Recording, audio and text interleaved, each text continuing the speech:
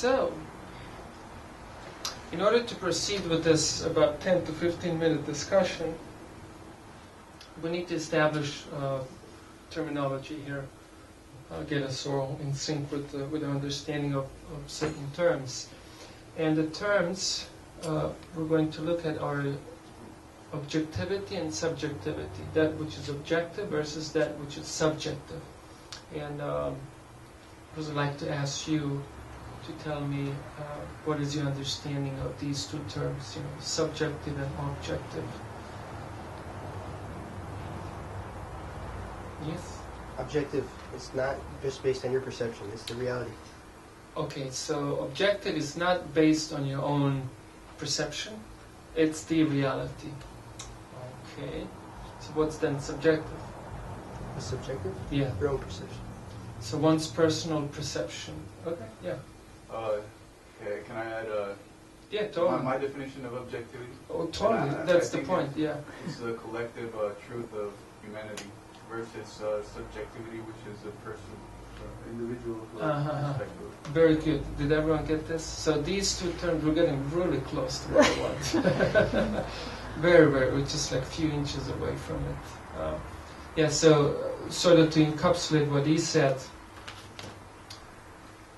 objective means a view of a larger group of people. In this case, he mentioned the humanity in total, as opposed to subjectivity, which would be individual perception of one individual. Okay. Anything else?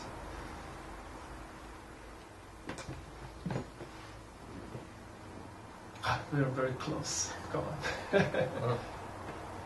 I mean, that covered a lot of ground. Well, subject and object. Object is the thing, and and subject is now the we're viewer. Almost. The viewer of the thing. So, okay, can you repeat that because I was interrupted? so subject is the person who is viewing, and then object is the thing which is viewed. Correct. So, in that, I don't know how.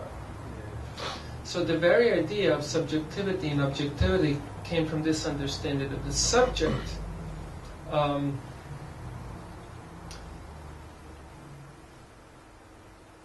actually I'll just skip that because I'll just keep it with, I like to stay with this definition closest, and these two will keep as decoration. Basically, even in our own vocabulary, if we call something objective, we would think that is the truest nature of something. Like if you say that is objectively so, means that is really so, as opposed to that is subjectively so, which would be just a perception of an individual, which would not necessarily portray or explain the thing as it really is, but rather it is explained in terms of how the thing translates over in my own mind. So,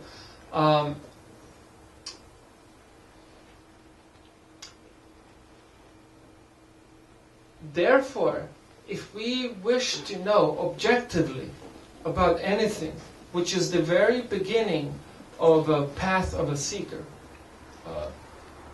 Satyam Jati, the truth is victory. So to achieve victory means to understand the objective truth about anything, and then eventually expand this objectivity to more and more things until we become very comprehensive. Now, to be objective about a thing necessitates transcending the boundaries of one's own perception of the thing. So, that means that the truest, ultimate objectivity necessitates omniscience.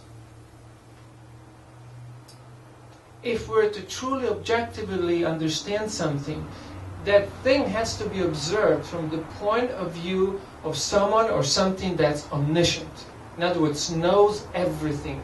In other words, that view is not anymore so centered as to, so it springs only from, or is initiated, or it comes only from one person, but it's so expanded that it covers everything.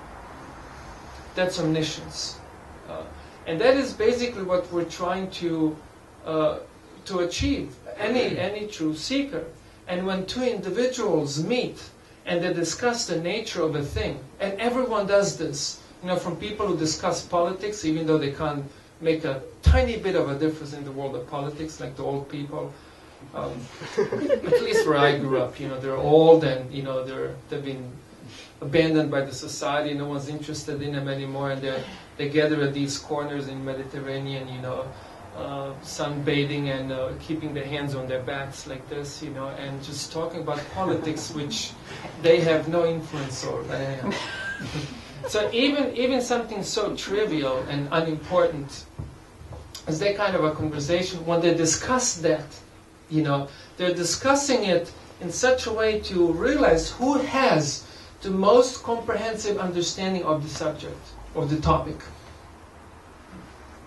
And then the view that's truly most awesome, that includes most views, that it's most comprehensive, in other words, transcending the boundaries of a single vision, that is the truest explanation and the truest comprehension of the thing. For example, subjective love and objective love. She wrote a beautiful article on the topic. What was the title? Utter hypocrisy. Utter hypocrisy. Other meaning like cows, others. Like I love my fido, but I eat a cow or a chicken or a pig or not. So that's a typical example of subjective and objective love, for example. Love which is subjective is the love that I extend only to a few, randomly chosen. Somehow or other, few things have managed to provoke my sympathy, my emotions. And other things I shut myself down to, and might be even cruel towards. That means that our love has not developed properly, and it's still on the subjective platform. It's very much personal. It's not universal. It's not objective. It's fake. That's the point.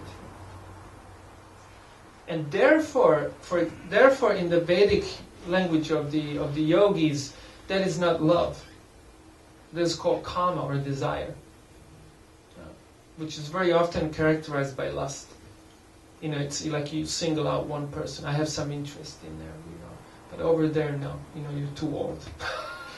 Or whatnot.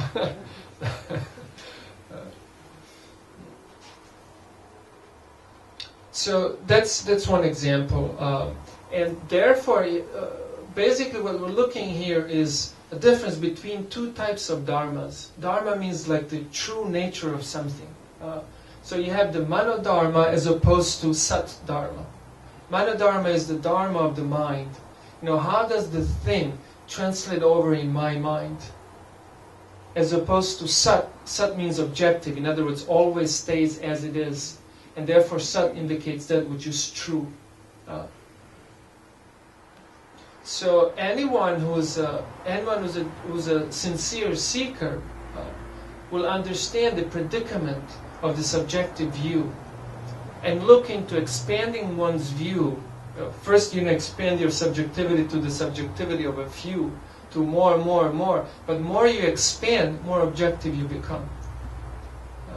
And therefore, to view the world, to view ourselves, to view everything from a superior position is to be objective. And that's where the things such as the yoga texts, for example, come in. Like the Bhagavad Gita. I don't know if you've heard of, or there are many texts like this which observe the world. And when I say world, means everything from this subjective perception. The perception is so awesome. It's so omnipotent because it's so comprehensive. You have to call it omnipotent, that it's truly objective.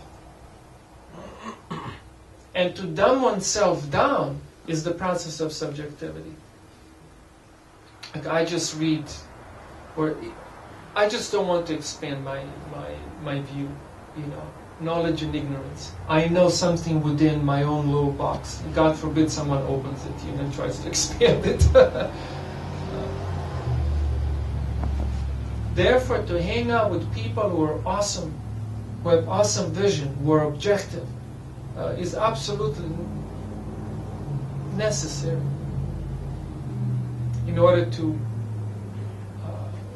ourselves develop that kind of objective view of the world. Because again, as we mentioned earlier in the beginning, subjective means basically fake. As a thing translates over into my mind, as opposed as the thing is. Like, I don't know, might be holding this piece of paper and then to me looks white and to him looks yellow. Because in his mind might be translating as yellow, though in objective reality is white. So what's the point of just another opinion that is called manodharma? Oh, in my opinion, well, I don't care really. I mean, unless your opinion is an objective one.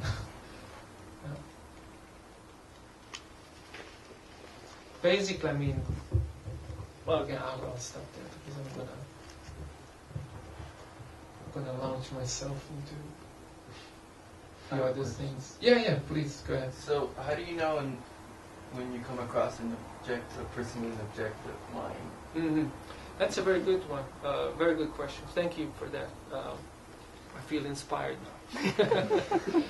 now. Okay, in yogic philosophical discussion, there is a rule that's applicable everywhere because it's an objective rule.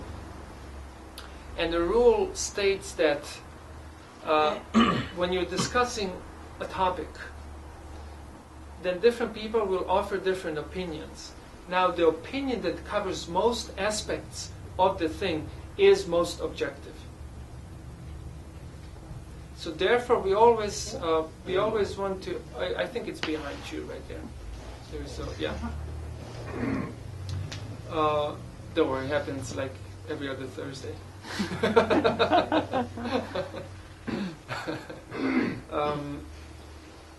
What I was going to say. That which covers most opinions as well. Yeah. Therefore, we should always be ready to expand our. Never put a limit, a blinder. Never put a limit to how much can we expand our understanding of a thing.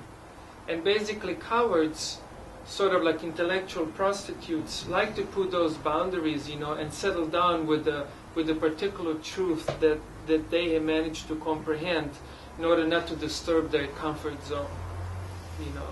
But such a person is not a true seeker. True seeker will not put those kind of limitations and boundaries. And whatever a true seeker finds out to be most objective will mold one's life accordingly. But that's a in the yogic world there is a science of argument or discussion called nyaya. Nyaya means logic, and that is one of the rules of nyaya or logic when you hold discussions. That the answer which is most comprehensive is the truest. Anselm, who was a Christian theologian, philosopher, he also defined concept of God. He said that the most comprehensive concept of God is the truest. You could say that for anything.